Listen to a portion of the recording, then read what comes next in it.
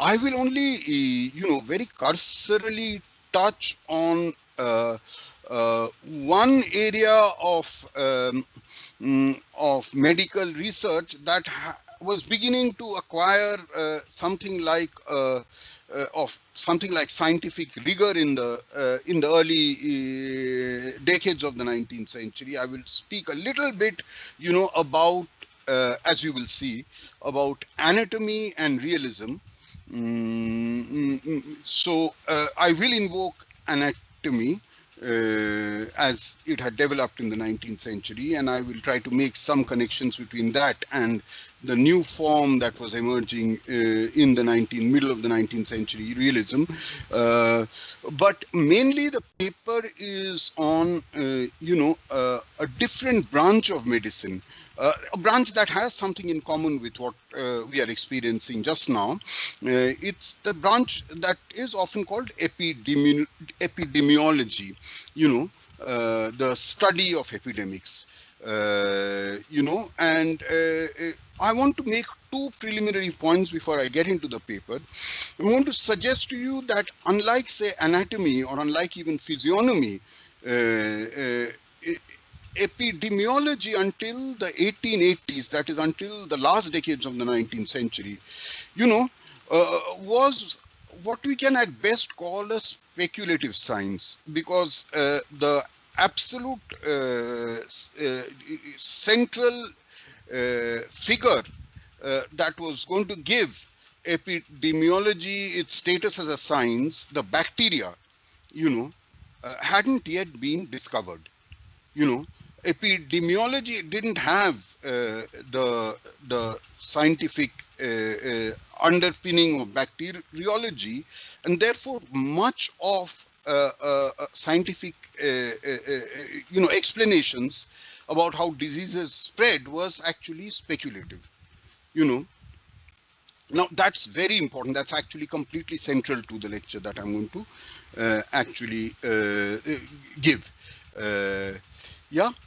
Now this sort of open-endedness, a sort of dependence on metaphors in order to establish scientific knowledge, obviously sort of pushed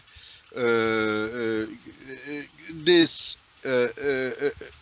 discourse in the direction of literary writing, which also, in fact, draws on a lot of metaphors. I mean, whose central instrument is in many ways metaphors.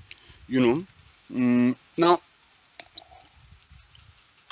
what this meant was a kind of overlap, many areas of overlap between literary and scientific writing, or more specifically literary writing and epidemiology, on the scientific explanations of epidemics.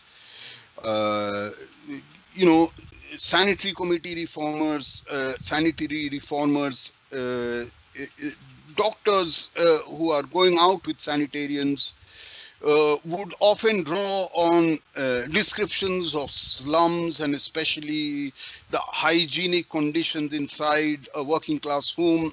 They draw on descriptions of these from the novels of Charles Kingsley and Charles Dickens, and even from, the discredited sensation novels of J.M.W. Reynolds and people like that.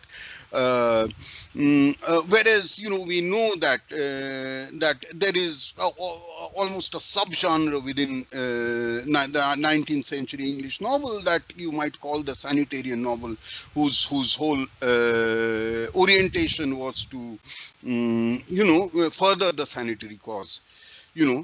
Now this conflation, has led to some very unfortunate, and that's why I'm calling it some methodological considerations. This conflation has led to some very unfortunate consequences, in my opinion, extremely misleading consequences. And it's this. See, no matter which way you look at it, I mean, even if you look at it from the point of view of recent historical work on on slums and epidemics, these historians, even historians as great, I mean, really great historians like Christopher Hamlin, will invoke a passage from Dickens in order to corroborate, what he's saying about the condition of a slum. So it's used as supplementary documentation, it's used to document assertion that a historian is making, as though it were not a novel, but a straightforward piece of social reportage, and I think the sort of problem from the side of literary critics is even worse in my reckoning. And if you look at the work that Mary Poovey has done through the years, this attempt is really at producing a sort of historical knowledge. The attempt is at to produce a sort of historical knowledge, based on sanitary treaties, novels, things like that, as though science itself doesn't have a history, so what you are getting is a literary critic, putting together, bits and pieces from sanitary committee reports and notings of a doctor in his diary and pieces of prose from novels to give you a picture of, epidemics in the 19th century as though it were genuinely historical or scientific knowledge. My contention is that this just is not true, that even though scientists, epidemiologists, and novelists work with common metaphors, they work with common tropes. What they seek to achieve with those tropes are very, very different. What they seek to achieve with those tropes are very different. So it's not that literature doesn't produce knowledge. It produces many profound kinds of knowledge, but they are not the same thing as scientific knowledge, certainly. They are not even the same thing as historical knowledge when it's understood in the narrow sense. Everything is historical knowledge, of course. Everything is historical knowledge. But literature is oriented much more to historical knowledge of certain very specific kinds, the knowledge of subjectivities, of imagined geographies, things like that. So that is the basic argument that I'm going to make, that whereas, there are considerable areas of overlap between epidemiology in the first 3/4 of the 19th century and literature, that overlap mustn't be understood as conflation. Now I'm looking at this from the point of view of literary text only. I'm not looking at it from the point of view of the development of science. I'm saying that the incorporation of epidemiological metaphor in a literary text is not there in order to further take forward medical knowledge. The infection metaphor, or even descriptions of illness, or even descriptions of the human anatomy, are oriented towards doing something very different than from what they do in science. That's the basic point I'm going to make. So I'll get into the paper. It's not a very long paper. I should be easily done in half an hour. So, I feel, I want to start by saying that, the relationship between literature and medicine, even when it is extraordinarily close, as it is during the 19th century, was never supplementary or mutually reinforcing in any simple sense. So while my lecture will try to uncover a set of conditions that made it very productive for 19th century doctors, sanitary reformers, writers to draw on each other's works before the advent of bacteriology in the 1880s changed everything. Once bacteriology came in, the discourse of epidemiology stopped talking to literature correctly because it became science. I mean, it began to, identify viruses, bacteria, identify it with physiology, exact way in which a bacteria got into the body, the effect it wrought on the body. These things became the focus of epidemiology. But before the 1880s, before the bacteria was discovered, there is a lot of overlap, And I also argue that literature and medicine, especially in their more sophisticated articulations, worked with distinctive internal protocols for objectives that were not necessarily similar at all. So I begin by showing that it was the lack of formalization of medical knowledge, the absence within it, so relative to, say, mathematics or physics, the absence within epidemiology of symbols, of formulae, equations, that enabled it to both draw on and lend itself to literary and semi-literary popular forms right up to the 1880s. So, because epidemiology did not have a specialized vocabulary, its intersection with discourses meant for non-specialist consumption, including novels, its dissemination into discourses meant for non-specialist consumption, was much easier than incorporating a mathematical formula, for example.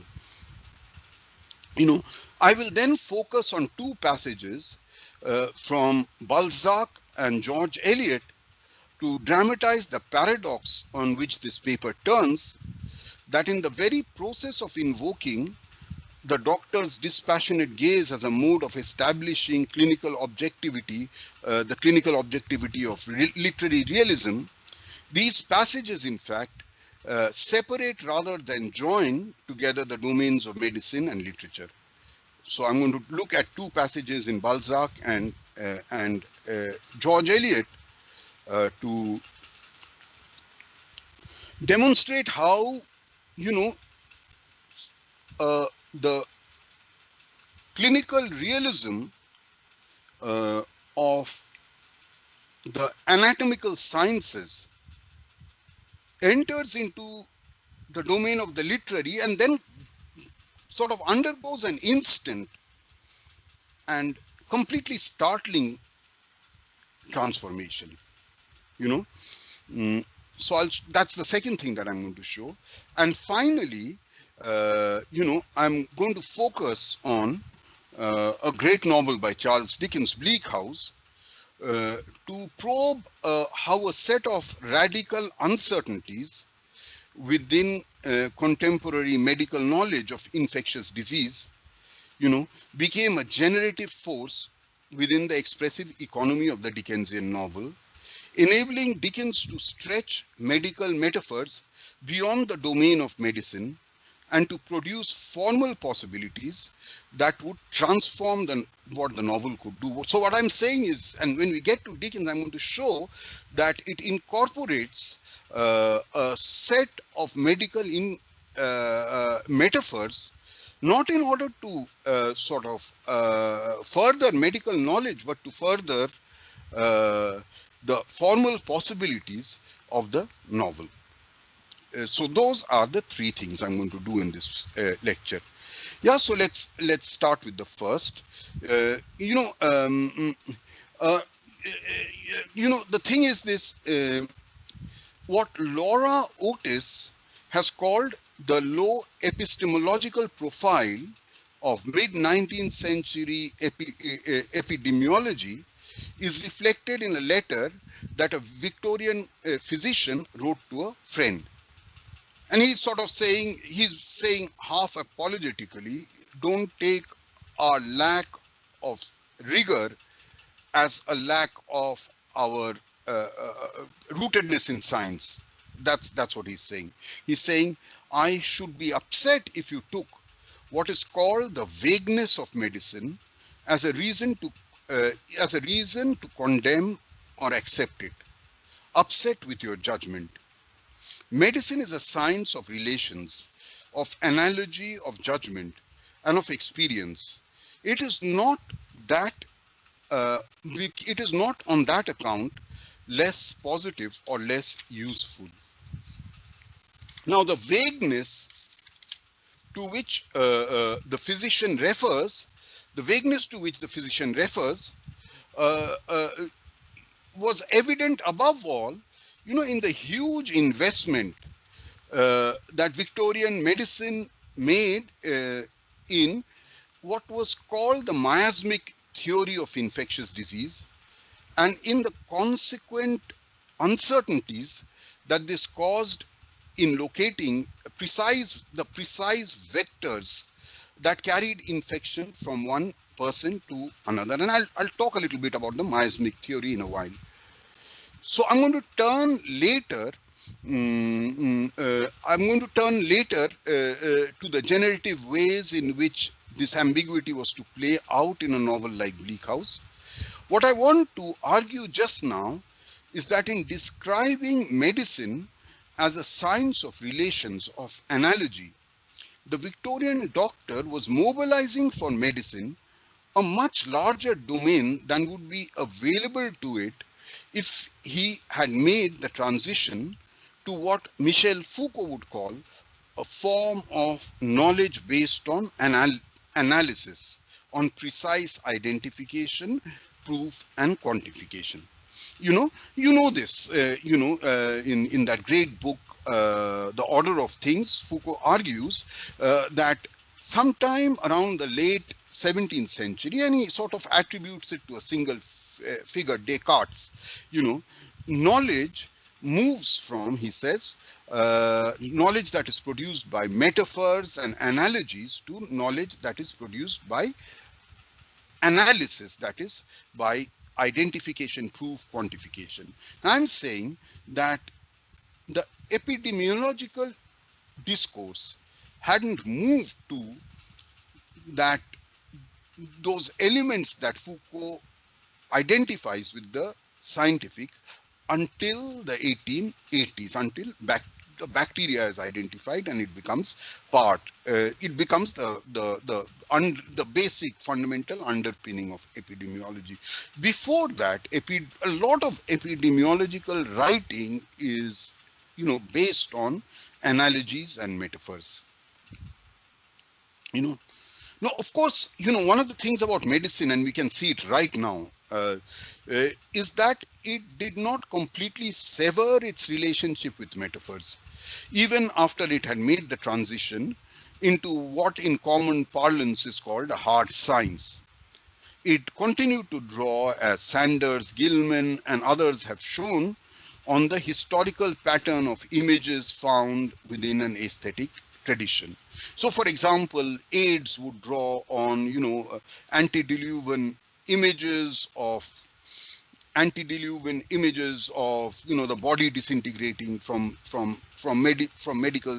medieval pictures and things like that. So there is a repository of metaphors that medicine continues to draw on. But for Victorian epidemiology, metaphors were not signs of some continuing cultural bias or the means of explaining some medical truth to a public at large. Metaphors aren't a means of making the medical discourse simpler. Rather, they were a means of compensating for the authenticity of scientifically unverified explanations by aligning these explanations to a set of cultural, moral, and above all sensory metaphors. So since epidemiology lacked the science, it produced knowledge by producing metaphors related to, as I said, to moral, cultural, and above all sensory, to the senses. Now this miasmic theory, and what is the miasmic theory? Let me explain it right away. It's a very simple thing.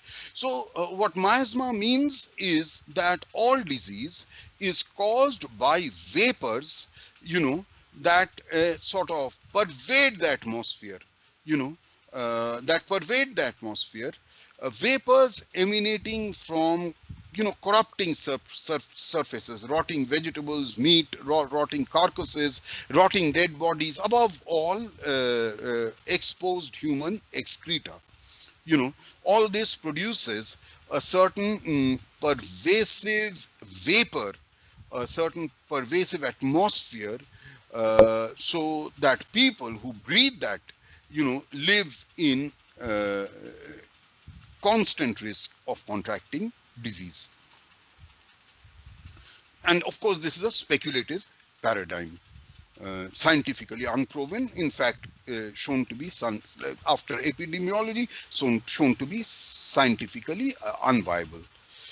Now, this miasmic theory, the speculative paradigm around which Victorian England organized its considerable campaign against infectious disease, was based entirely on arousing moral and sensory revulsion against any putrid matter, solid or liquid, that could infuse the atmosphere with disease-causing miasma. I just explained what that is.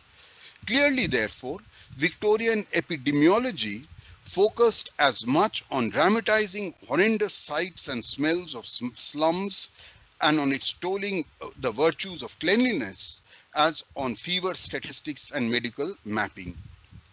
In this sense, its terrain overlapped with the 19th century social novel. And it is not surprising that future historians of epidemic diseases in the 19th century would often cite passages from Charles Dickens or Charles Kingsley to document the conditions of the urban slums, but also to gesture towards the froth of cultural and moral attitudes that overlay and sometimes obscured the hard medical work of doctors like John Snow and William Farr, who worked with statistics, who worked with medical mapping and things like that. So I'm saying that, medical histories of the 19th century are often predominated with this, are often overwhelmed by, this metaphoric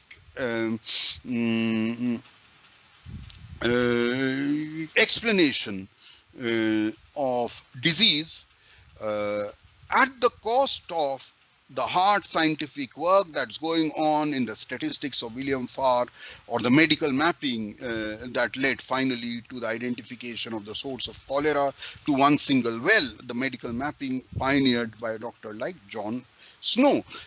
So in a way, even scientific knowledge is obscured by what I'm calling the froth of cultural and moral attitudes. Now, implicit in these depressingly frequent accounts is a relationship between the novel and medicine that is simple and supplementary. What remains invariably acknowledged in these accounts is that novels, especially good novels, have an internal autonomy, and that they often appropriate idioms, metaphors, tropes from medicine to produce effects that are possible only in the domain of imaginative literature. This is a point I'm going to make over and over again, that if a metaphor is incorporated, even if medical knowledge, almost in a literal sense, in a scientific sense, is incorporated into a novel, it is not because the novel wants to further medical knowledge at all. It is because, especially if it's a good novel, it is because the novel will work with that medical knowledge in order to produce effects that are specific to the novel, not to medicines at all. That's the point I'm going to make. That's the overriding thesis that I'm actually taking forward. Now, here a critical book is an extremely important book, that something that Lawrence Rothfield wrote in the 1990s. It's called The Vital Signs, extremely good book.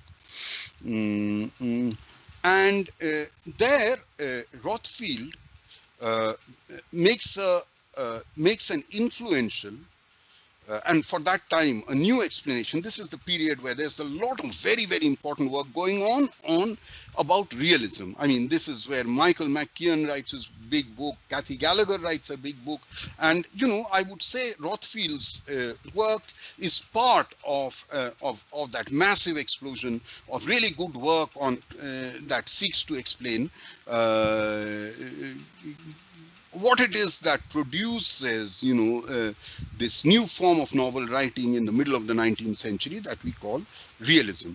And the reason I invoke Rothfield's vital signs is because his explanation, is predicated on medical knowledge. I mean, he's arguing that a certain kind of medical knowledge, specifically the knowledge produced by physiology and anatomy.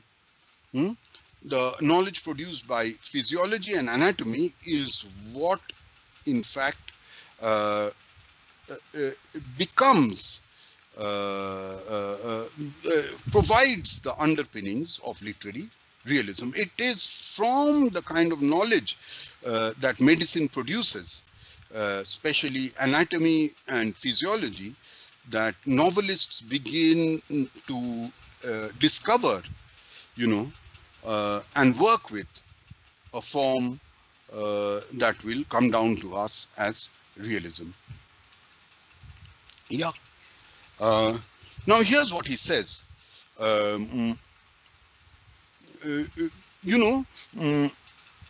Working among other things with anatomical pathology, rather than with epidemiology, Rothfield argues that novelists like George Eliot found in the objective clinical gaze of the anatomist, the objective clinical gaze of the anatomist, in his ability to cut through the fabric of the body and to uncover beneath the workings and relations between, first of all, the internal organs that sustain life, that in that physiological, interaction between the different organs, they found a model for the realistic novel, which would similarly move along an unseen network of connections that animated the different organisms that is called society. Rothfield convincingly demonstrates that the relationship between what he describes as the Bicat is of course the great French physiologist, the Bicatian sublanguage of webs and tissues, and the sorts of plots, connections that both Balzac and Eliot seek to make in their novels. So what Rothfield's making two arguments. I'll get to the second in a moment. The first argument he's making is this. He's saying that in that science of tissues and networks that connect the various organs, internal organs of the body, George Eliot and Balzac found a model for the novel where a whole range of disparate activities, social activities, are connected, brought together just into an organic whole, just as the body, gains life through the cooperation of different organs. Here the body is the domain of the social. So that's the first point he makes. But in the very but it's important that Rothfield's argument flounders at the very moment when he follows Balzac in invoking what he calls the rhetoric of scientific precision. So realism corresponds to the rhetoric of scientific precision. The problem for Rothfield lies in Balzac's qualification, in the preface to one of his novels.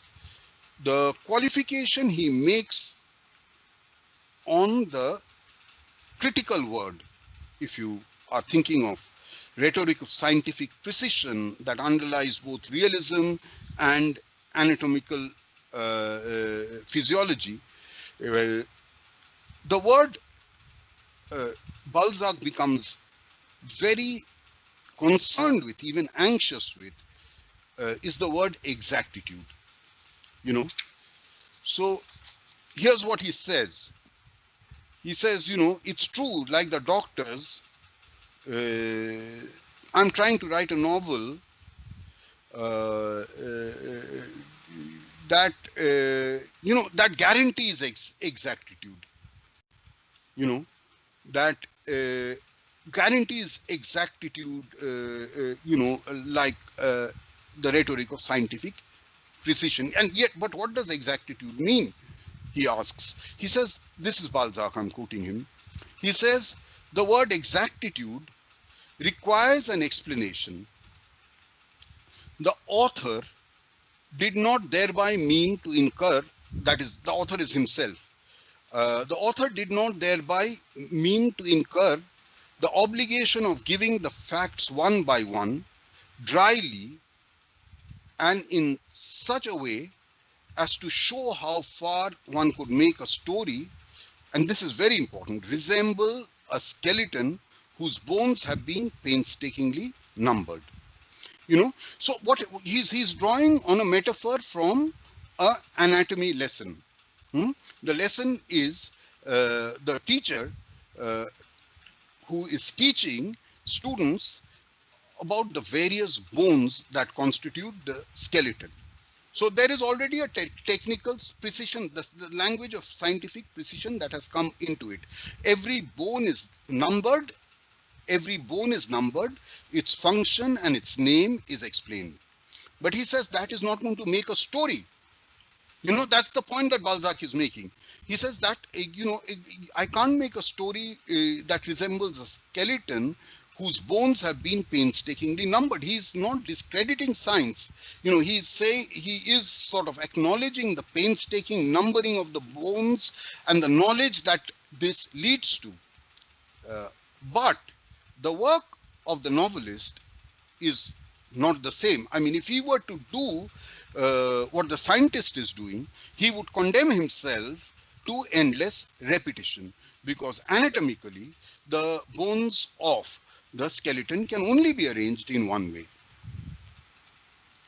So what makes this passage so interesting is, first of all, its grasp over and respect. You've seen this. Grasp over and respect for techniques used to educate medical students. Balzac emphasizes the painstaking manner in which bones are numbered and the precision that this system of numbering brings to the work of identifying each individual bone and of remembering its place and function in the complete skeleton. So he acknowledges that as bona fide scientific work. And yet, although Balzac is attracted to the exactitude that an underlying skeleton like armature of facts might give to a story, give to the story he is about to tell, he is immediately aware that replicating the procedures of medical anatomy and giving the facts one by one dryly, that's Balzac, giving the facts one by one dryly will condemn his stories to eternal repetition, because the skeleton can be only built in one way. So even as exactitude remains an essential element in literary realism, as it is in medical anatomy, Balzac is also deeply conscious that novel writing is not the same thing as giving a lesson in anatomy. That novels use means and aims at effects that differ profoundly from the perpetuation of medical knowledge. Now, more than any other novel, in England anyway, it is George Eliot's Middlemarch which demonstrates for Rothfield how 19th century realism was predicated on what he describes as, this is Rothfield's term, the epistemological superiority of the clinico-medical gaze. That is, he's arguing that Eliot got from medicine, the epistemological underpinning, of knowledge that deserved to be taken seriously, and therefore superior knowledge, not something that floats airy-fairily in the air, but which has the scientific precision of medicine itself, that has the scientific precision of anatomical medicine, and therefore realism appropriates, so Rothfield is arguing, appropriates from anatomical physiology the claim to truth. That's realism's great claim, the claim to truth, unlike romances. And look at the critical moment.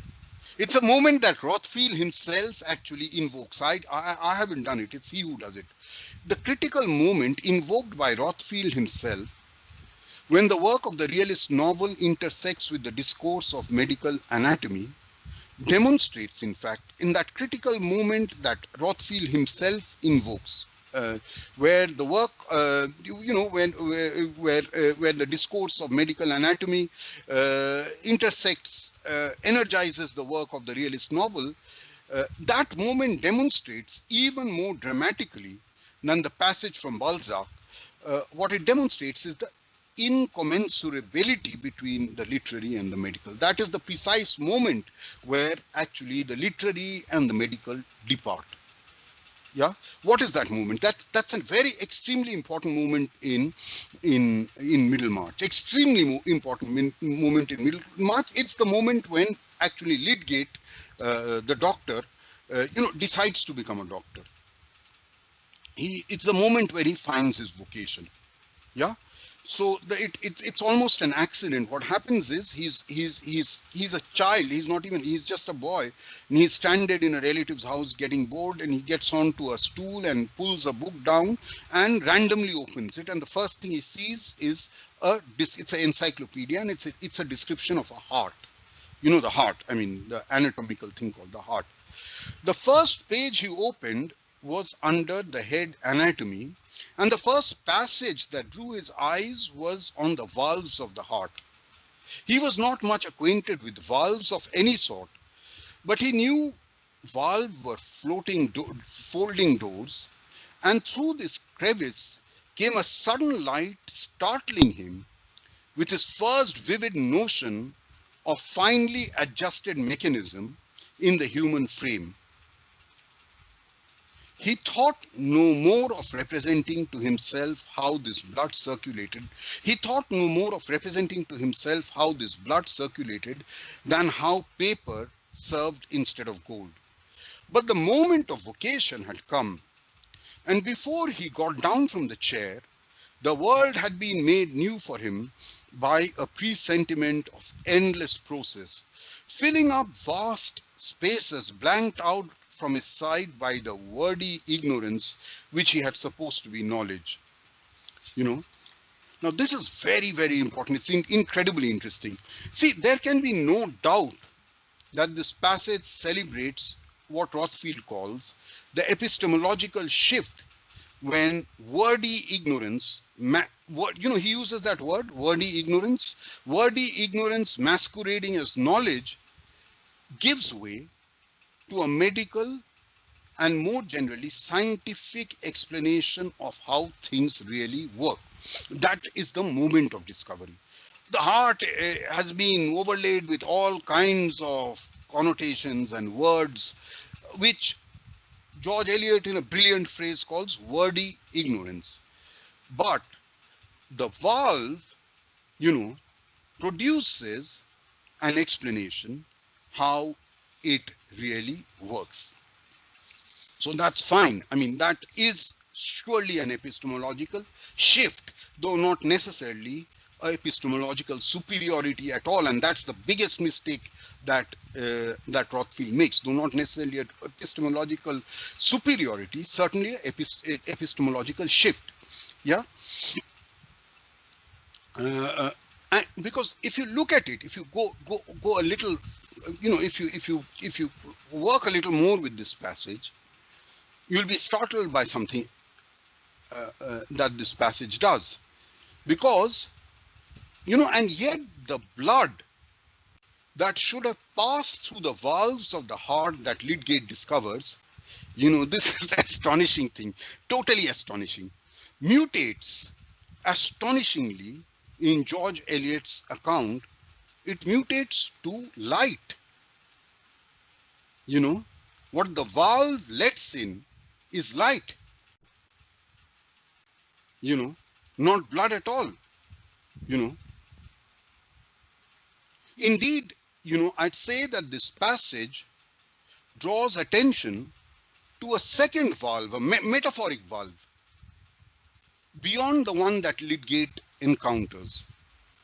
The unseen folding door that mediates between the encyclopedia entry and George Eliot's novel, and thus turns not only blood into light, but also what should have been an extended explanation of how the heart works. That's the way it would have gone in medical knowledge, in a medical textbook. Turns what should have been an extended explanation of how the heart works into something completely different, a transformative experience that is registered deep within the young Lydgate's inner life. It turns medical knowledge, the passage and circulation of blood, into something that has nothing at all to do with medicine. It has to do with experience. It has to do with what we can call a transformative experience, a moment where he finds his vocation. The literary is interested not in the way the heart works, but in Lydgate as a subject or as a human being. Yeah, so you see, he's got it wrong. He's, Rothfield is not right there, therefore, So unlike Balzac, who had pointed to what would not work in the novel, that is, you can't just, put together facts in a novel like anatomists put together the bones to make a complete skeleton. That's not going to work in a novel. Unlike Balzac, who had pointed to what would not work for the novel, Eliot uses the encounter between Lydgate and medical knowledge to demarcate precisely the domain for not only her novel, but novels, for a certain kind of novel generally. Following Eliot, we could argue that the exactitude that novels strive for has to do not with the exact position of bones in a man's skeletons, or with the ways in which the heart valves work, but rather with the intricacies of inner life. That is the work of a certain kind of novel. Now, keeping in mind the basic assumptions I've tried to develop so far, that ideas from medicine are never merely reflected or propagated by novels, they are, if I may use the term, novelized, absorbed within the internal expressive economy of the novel to produce effects that only novels can. I want now to return to the problem with which I started. Return from anatomy and realism to the sanitary movement and epidemiology, and more generally to the 19th century uh, discourses on infectious disease and the way in which these are absorbed and transformed by novels. In the remaining time that I have, what I will do is to discuss very briefly Charles Dickens's great novel. It's like all of Dickens's novels, it goes all over the place, and there are many, page upon page, which is unreadable. But also sort of puts in place paradigms that were actually going to last for hundreds of years. So I've written on Bleak House 3, 4, 5 times, and still inexhaustible in that way. I'm going to turn to Bleak House, and I'm going to suggest that it is shaped fundamentally in my reading by its complex and very productive relationship with the medical discourse on infectious disease. So it draws in, tropes, metaphors, that discourse very powerfully, but it transforms it into novelistic effects. This is what so many essays on the relationship between Bleak House and the sanitary movement just don't understand. They just see Bleak House as an ally of the sanitary movement. That's it. Now, this seems to me a good direction to take at this point for 2 reasons. First, because Bleak House throws into relief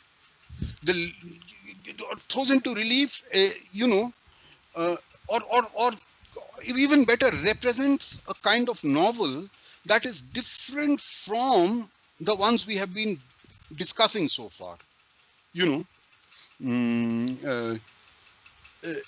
Rather than a novel of inner life, which is which is what Middlemarch is in many significant ways. This is a novel that will deal with, that has as its objects trans-individual entities such as cities and institutions.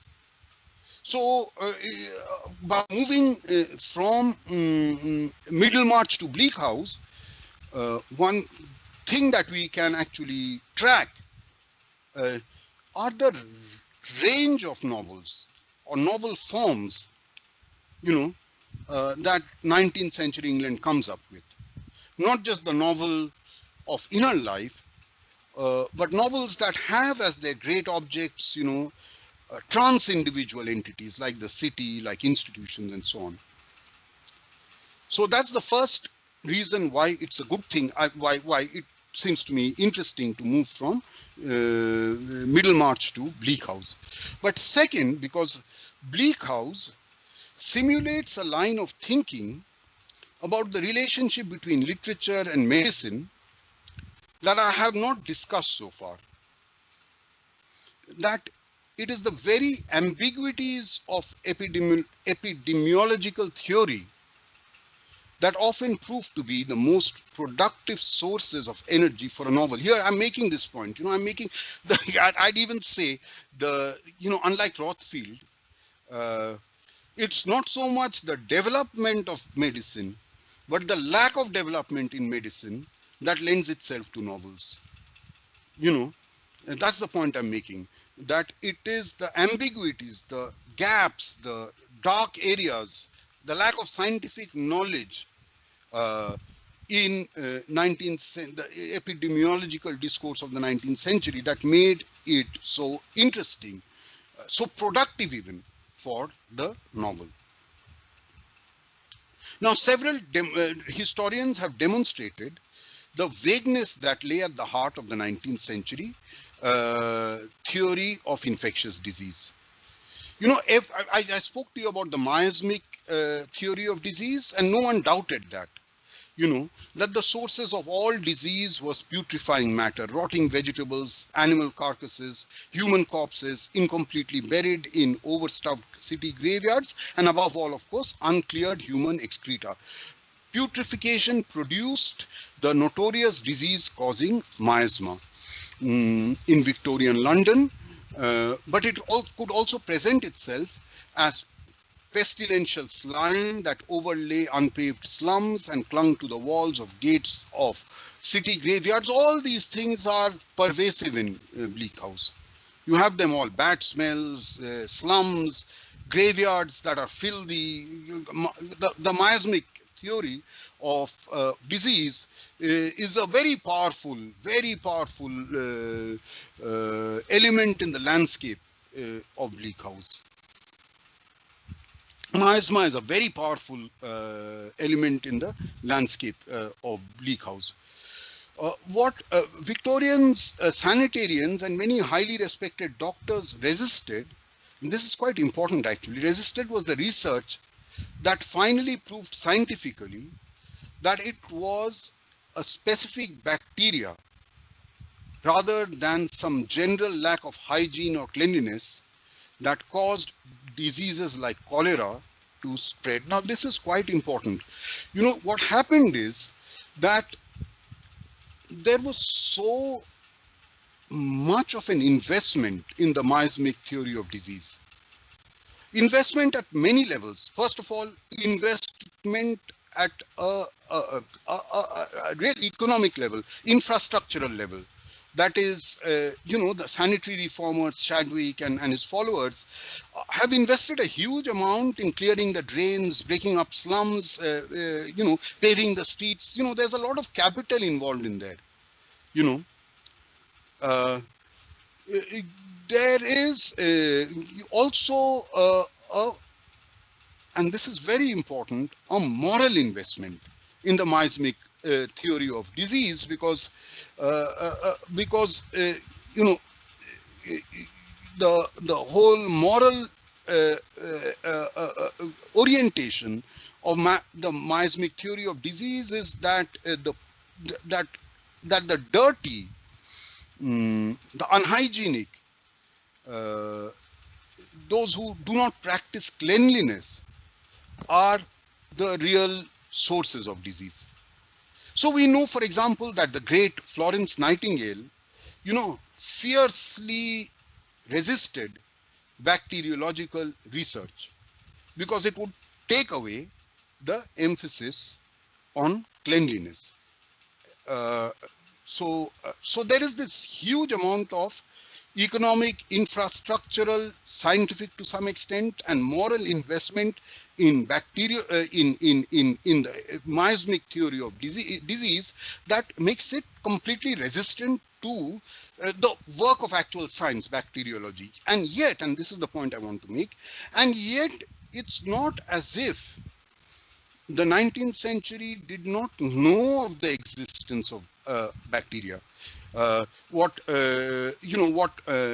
Helene in 1840 called the material of contagion, that is not only organic but alive, and indeed endowed with an individual life. This idea that the possible source of disease could be what Helene calls an animal matter, a being endowed with life, is very close to the bacteria, you know, and this idea, this is something that Victorian epidemiologists have already discovered ever since the invention of the microscope. And I'm going to talk about this in a while. You know, a drop of water under the microscope already reveals a whole range of life forms in that drop of water. You know, it is resisted by those who have invested massively in the miasmic theory of disease. But what you have is, therefore, a coexistence of two theories of diseases, of infection. On the one hand, the miasmic, which predominates, which is understood as a airborne source of disease that has its origin in matter and excreta, and on the other hand, idea of the contagion, that is a living matter which passes from one body to another and therefore causes disease, with the miasmic theory, of course. Now about Bleak House, the important thing about Bleak House, it's very important, is that Dickens doesn't have to take sides. Again, there's so much nonsense I've read, on literary critics, digging into, pseudoscience and trying to say Dickens side or that side. But why does he have to be on any side at all? He doesn't have to. He's a doctor. What he is going to do is to exploit for the purposes of form, for purposes of for the purpose of generating novelistic effect, what he can take from both the contagious and the miasmic theory of disease. Yeah, so you can see this. He's got, with no stakes in the scientific veracity of either miasma or contagion. Why should he have any stakes? What stakes does he have? He's a novelist. With no stakes, in the scientific veracity of either the miasmic or the contagious based theory of disease, Dickens's relationship to both is determined by what he can do, what they can do for the novel that he was writing. That is, by the possibilities that they might offer for the internal dynamics of the novel form, and by their potential to expand the range of situations in the world outside on which his novel might make an impact. Thus, in the famous opening paragraph, everybody knows this paragraph, of Bleak House, Dickens finds the discursive space of the novel the opportunity to bring together elements that could have no connection in a medical treatise or a sanitary committee report. See, the opening lines of Bleak House, opening paragraph, you should read it someday. It's one of the most powerful paragraphs he wrote, is a description of a fog, a miasma that's hanging over the city of London. Yeah, in the in the discourse of medicine, this can have only one connotation. It can have no other connotation. The connotation is that this is what is making London sick. This is the miasma causing disease hanging thick over London. Yeah. But in Dickens, the thick yellow fog is most commonly understood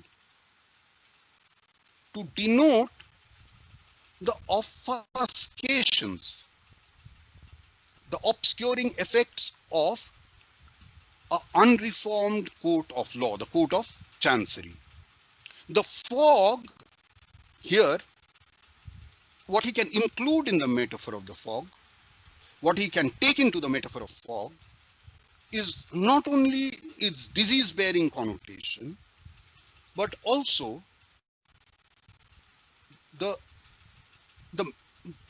metaphor of the fog becomes a means, very powerful means, of articulating the obfuscations of law, the refusal of law to state its positions clearly, so that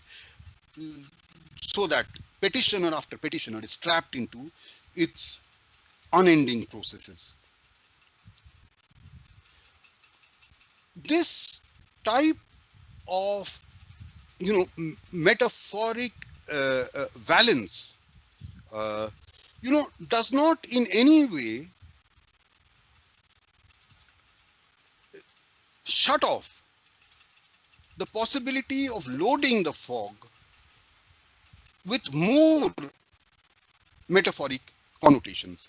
And so, as many people have argued, for example, F.S. Schwarzbach, going into some contemporary archival material, argues that the fog that we meet in the initial passages of Bleak House is also, this is Schwarzbach, infectious effluvia mingled in the fog of the emanations from the raw sewage accumulated in the Essex marsh and blown back by the raw east wind to the over the London city. So he's arguing that, there's this sewage dump in Essex, in East Essex, and once the east end wind starts blowing, that, like, very much like the stubble burning, will bring and make settle in the city.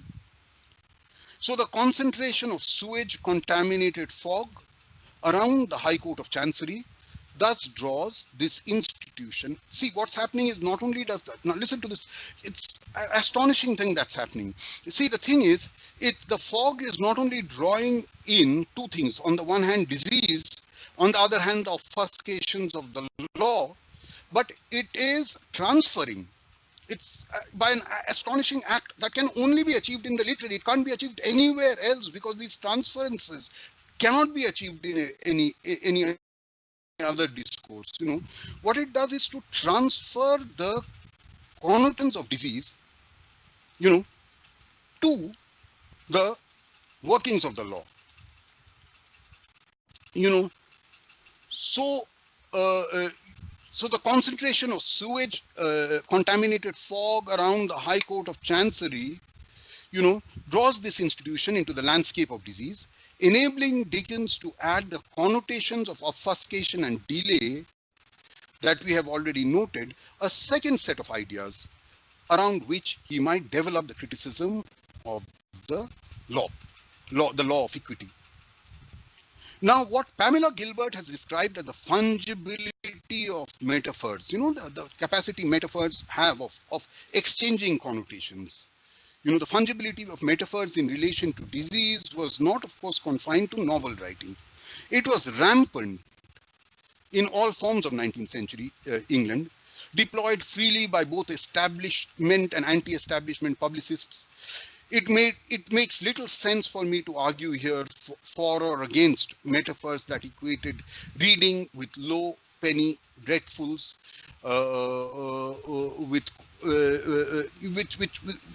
I'm not going to, get into metaphors that equate reading low penny dreadfuls with contracting an infection, or with a succession of bank failures with the spread of an epidemic. These are metaphors that are constantly used in Victorian writing. What I want to do is to take forward is the idea that a metaphor limited to a local context is very different from the novelization of that metaphor. Thus, by overlaying his representation of the Chancery with connotations of disease, Dickens was able to produce diachronic possibilities. He was able to produce diachronic possibilities capable of playing themselves out across the entire length of the novel. For example, the medical metaphor of a subtle infection used in relation to every character who gets seriously involved with the Chancery provides the impetus for a form of work that only novels can do. The unfolding across time of several intermeshed lives, stories of lives end up in madness or death. Yeah. So once you get the medical connotation of an infection into the fog, that infection metaphor can be used in order to chart the deteriorating lives of those who get entangled in the processes of an unreformed law court. Now, equally interesting is the way Dickens uses the idea of putrefaction, so central to the Victorian discourse on infectious disease, to discursively build a bridge between the Court of Chancery, rotting under the burden of its accumulated cases, and the horrific slums, because Bleak House has, part of Bleak House is about about the delays of the law that kill people. Part of it is about infectious disease and the slums that produce them. And what he can do is, in fact, build a bridge between these two centers of organization. Build a bridge between, on the one hand, the court of chancery, and on the other hand, the slum, which he called storm all alone. So overwhelmed by its own decomposing debris that those compelled to live in it, in this slum, subsist as parasites in a diseased body. Specifically, it is through the mock chancellor, the illiterate alcoholic crook, and his waste-hoarding rag and bottle shop, which mirrors the court of chancery, and above all the disgusting details that surround Crook's death by spontaneous combustion, that Dickens links the chancery to London's slums. Even before it is discovered, Crook's combustion chokes the atmosphere with emanations suggestive of slaughterhouse, sewage, bad water, burial grounds, that is, with the precise sources that doctors attributed to the disease-causing miasma. Now, I'll just very quickly sum this up and then go on to the last point I want to make in this lecture. I've already gone on for about an hour. I'll take another, maybe at the most, 6 or 7 minutes. So what I'm saying is this, that, what I'm saying is that the miasma, what I'm saying is that that the metaphoric fungibility or the fungibility of metaphors, enables the transference of disease connotations onto the processes of the law, and then in a magnificently inventive maneuver, Dickens produces this figure called Crook, who is a mirror image of the Lord Chancellor, who, accumulates rubbish just as the court accumulates rubbish, and who meets a strange death. He dies of spontaneous combustion. He is burnt. He gets burnt on his own, and when that happens, the entire neighborhood is filled with the emanations that typically come out of the slums. And in this sense, that idea of a rotting institution, a disease-producing institution, runs across, the whole spectrum of Bleak House, from the slum to this august court of chancery. Now, I'm just going to, go on to show just one last thing. I've suggested already that the miasmic theory of disease, which is what Dickens was working with so far, the miasmic theory of disease, which is what I've been sort of elaborating on so far, did not, because Dickens had no stakes in the matter, did not preclude a brilliant incorporation of the idea of contagion as well. I've suggested to you the possibility that microscopic living bodies could act as vectors for infection remained suppressed through most of the 19th century by the moral, political, and economic interests that propelled the miasma theory. Yet, as we know, no one doubted, because the microscope was already very active, no one doubted the presence of animate microscopic bodies in fluids ever since it became possible to observe a drop of water under the microscope.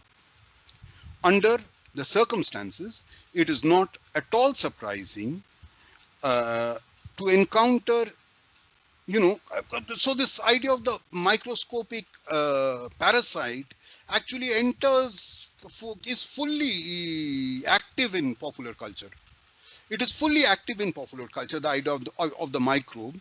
And I want to show you one picture, the only one picture that I want to show you, where that microbe is actually embodied. That microbe is actually embodied, and let me show you that picture. So these are this is the microbes that are immersed, in a drop of water in the Thames. Now, the most striking thing about the germs depicted in this picture is not that they are anthropomorphized. I mean, they are imaged, you can see, as human beings. That is not the most striking thing, but that they should take, following a very long tradition of grotesque representation, the form of poor men and women made ugly and infectious by their circumstances. This form of representation, which persists in many cultures to this day, of course, I mean, the poor, the grotesque, the ugly, are the disease. This form of representation, which persists in many cultures to this day, including ours, of course, conflates the patient, his poverty, and the disease. Thus, the victim, whose utterly unhygienic environment has caused him to fall ill, also becomes the vector, the germ itself that may be studied under the microscope. Yeah. So in this case, you can see, the victim of the disease has also become the germ. Now, this propensity to understand the patient as both victim and vector generates a major fault line in Dickens's representation of a key character in Bleak House. This is a character called Joe, a homeless kid who sometimes finds some night shelter in a slum now and then, but who really actually is homeless. So he moves around all the time. He's always the tag that's used in relation to Joe is move on. He's moving on all the time. Yeah. So there's a major fault line. I mean, I think this propensity to understand the patient as both victim and vector generates what is called a fault line, what I'm calling a fault line, a contradiction in Dickens's representation of Joe, the street sweeper who catches a deadly infection from a slum dweller in the slum where he lives, and then spreads it to several people and then dies at the end of the novel. Now Dickens's attitude to Joe is throughout sympathetic, deeply sympathetic. Indeed, when Joe dies, Dickens uses that moment, to make a public address to the Queen herself, asking her to pay attention to people like Joe who are dying around us every day. So at one level, it is deeply sympathetic. Joe is an example of what is happening to slum dwellers. Yeah. And yet, if you think, yet Dickens also describes the slum dwellers where actually Joe lives. The slum dwellers with whom Joe cohabits, this is Dickens's words, he calls them vermin parasites. That's what he says. Vermin parasites who crawl in and out of gaps in walls and boards in their maggot numbers. And indeed, Joe himself, who is always shown to occupy that liminal space between human beings and animals, ends up as an embodiment of a germ. There is a moment in Bleak House where the police inspector actually catches Joe in the glare of his, what used to be called a bullseye, but it's a sharply focused beam of light. And this is how Joe looks, caught in the glare of Inspector Bucket's bullseye, as though he were being studied under a microscope. He appears very much like these figures, hollow face and emaciated glare, and clothes Like weeds, this might have been Joe. Rank leaves of swampy growth and that rotted long ago to be one of Father Thames's children.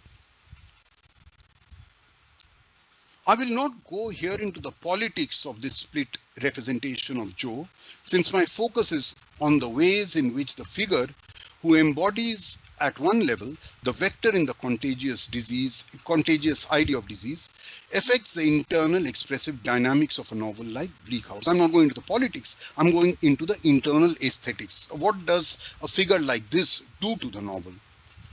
The critical point here is that a character in a novel Joe can be moved across time and space in which the static figures of the Punch cartoon cannot. Movement, indeed, is the underlying condition of his existence. From the moment he is introduced, he is told to move on until he moves, in his own words, to the burying ground. As the active vector who spreads infection to various people he randomly encounters, Joe is, of course, the means of realizing the central social medical message of the novel, that there can be no sanitary cordon to protect the well-to-do from infections that originate in the slums. But Joe's unrestricted movement through London and beyond has productive implications for the direction in which Dickens was taking the English novel, for it brings the landscape of disease, the slum, the paupers, the graveyard, into a network of more socially homogeneous interiors in which the novel was traditionally embedded. The unthinkable social juxtapositions that Joe forces on the novel would open up major formal possibilities, ranging from how time and space could be organized within the novel to the types of plot connections that it could effect, and above all, to a new form of characterization that would develop horizontally across social space rather than reproduce the internal interiority of the canonical English novel. So let me just wind up this by saying that what you're getting in the figure of Joe is a mode of novel writing that was going to be very different from the kind of novel writing we encountered in George Eliot. This is not a novel where, for example, the character is going to develop slowly through time.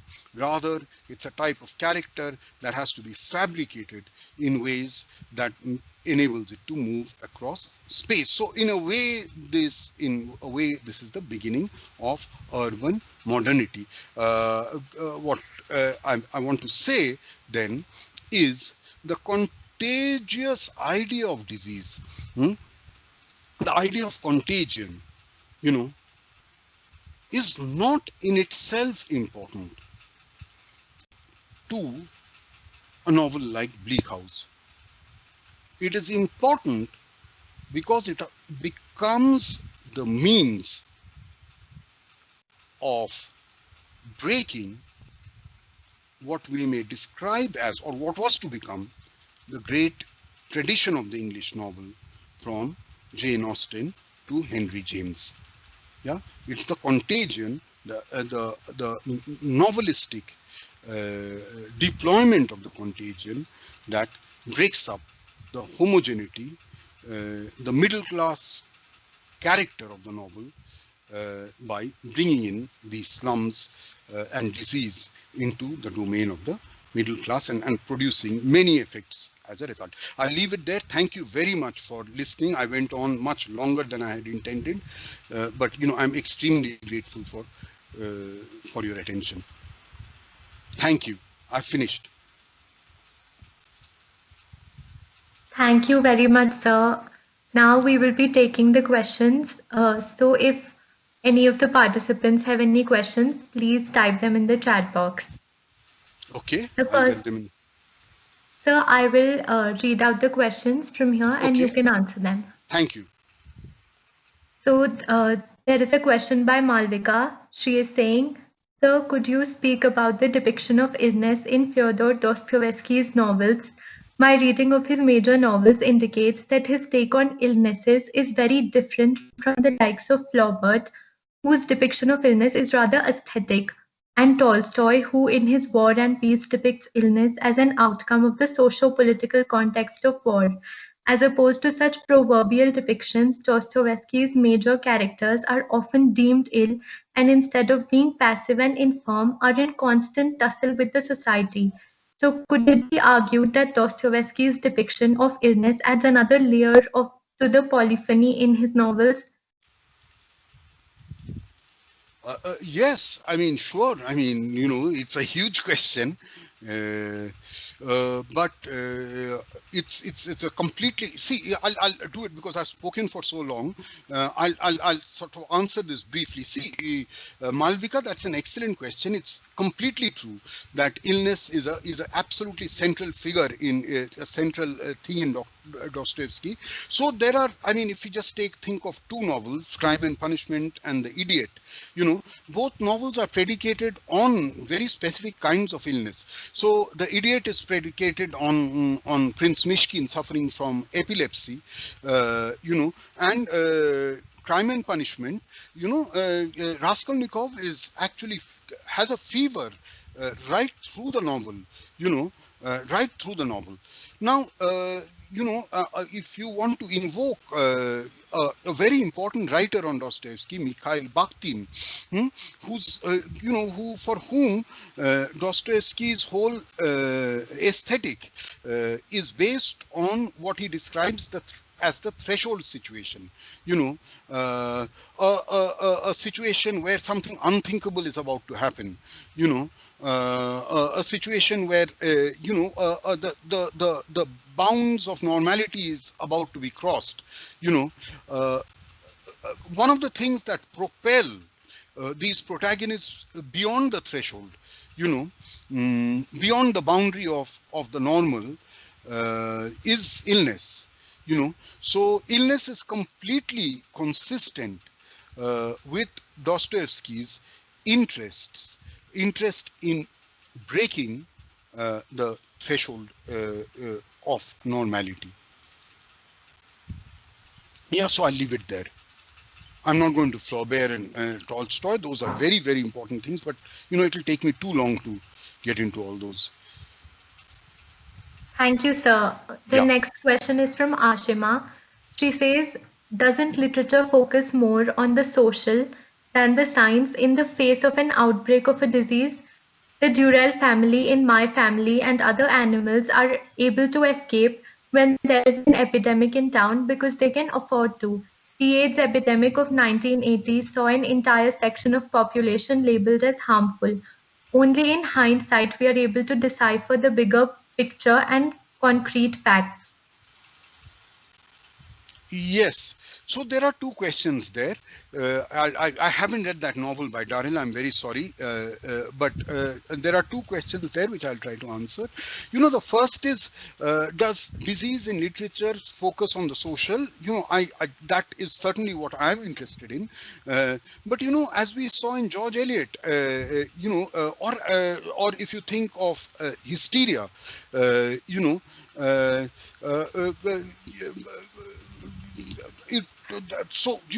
disease is not necessarily limited to the social at all. In George Eliot, in Middlemarch, the heart and its functioning triggers off what is really a inner journey, a vocation. Sort of with Lydgate, a slow and determination, to cross the frontiers of science and find an explanation for fever, but a failure to achieve this owing to what George Eliot called the spots of common, owing to certain inner failings.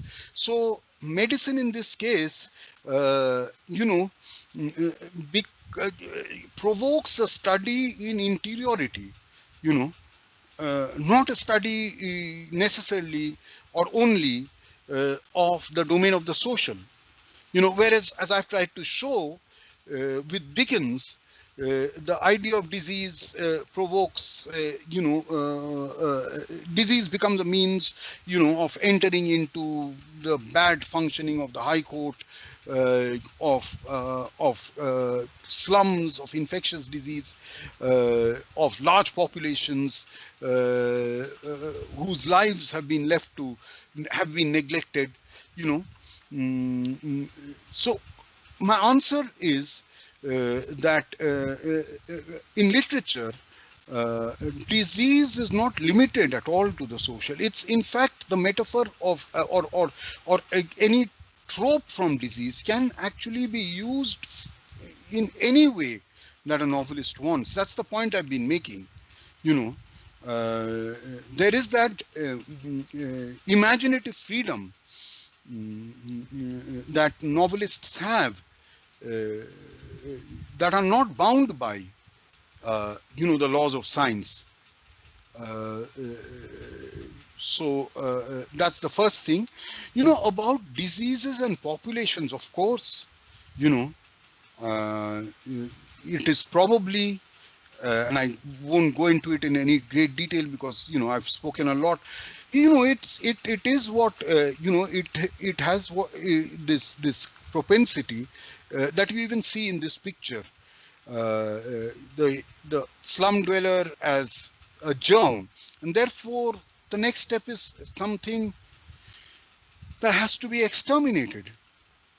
And that kind of extermination, you know, as Agamben shows, you know, was practiced on a mass scale in Nazi Germany. You